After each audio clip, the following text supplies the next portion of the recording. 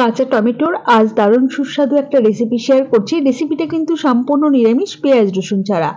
নমস্কার বন্ধুরা, গীতাস রান্নাবান্নাতে আপনাদের সবাইকে স্বাগত। আসুন দেখে নেওয়া যাক রেসিপিটা তৈরির জন্য প্রথমে আমি বেশ কিছুটা কাঁচা টমেটো এরকম স্লাইস করে কেটে নিলাম। আর রান্নাটা করবার জন্য গ্যাসে একটা কড়াই বসিয়ে অল্প পরিমাণ সরষের তেল গরম করে সামান্য পরিমাণে একটু কালো জিরে ফোড়ন দিয়ে কয়েক সেকেন্ড ভেজে নিয়ে এই যে স্লাইস করে কেটে রাখা কাঁচা টমেটোগুলো দিয়ে দিলাম। একটু নাড়াচাড়া করে ভাজা ভাজা করে নেব। প্রথমে এর মধ্যে লবণ বা হলুদ কোনো কিছুরই ব্যবহার করব না, তো প্রথমে একটুখানি নাড়াচাড়া করে মিশিয়ে নিলাম। এবারে এর মধ্যে দিয়ে দেব স্বাদ মতো লবণ আর পরিমাণ মতো হলুদ গুঁড়ো।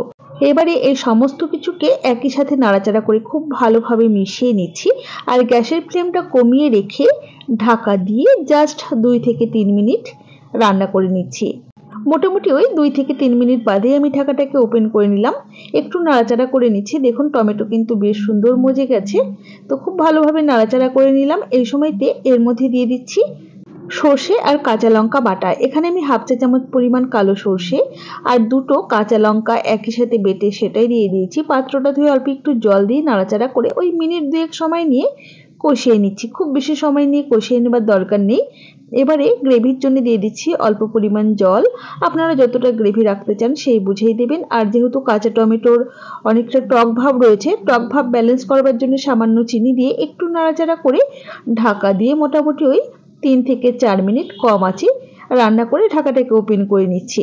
দেখুন টমেটোর ঝালটা কিন্তু বেশ সুন্দর দেখতে লাগছে। এখন আমি এর মধ্যে অল্প পরিমাণ একটু ধনেপাতা এরকম ছোট ছোট টুকরো করে দিয়ে দিচ্ছি। যারা ধনেপাতা অপছন্দ করেন তারা অবশ্যই স্কিপ করবেন। সাথে একটা কাঁচা লঙ্কা দিয়েছি।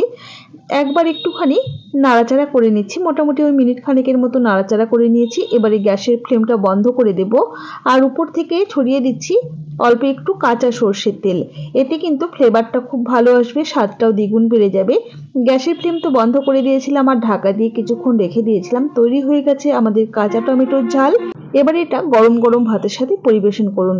গরম ভাতে এর স্বাদ কিন্তু ফাটাফাটি। রেসিপি কেমন লাগলো অবশ্যই জানাবেন। ভালো লাগলে লাইক ও শেয়ার করে পাশে থাকার অনুরোধ রইল। তাহলে আজ এই পর্যন্তই। সকলে ভালো থাকবেন, সুস্থ থাকবেন। হাজির হয়ে যাব নতুন কোনো রেসিপি নিয়ে। ধন্যবাদ।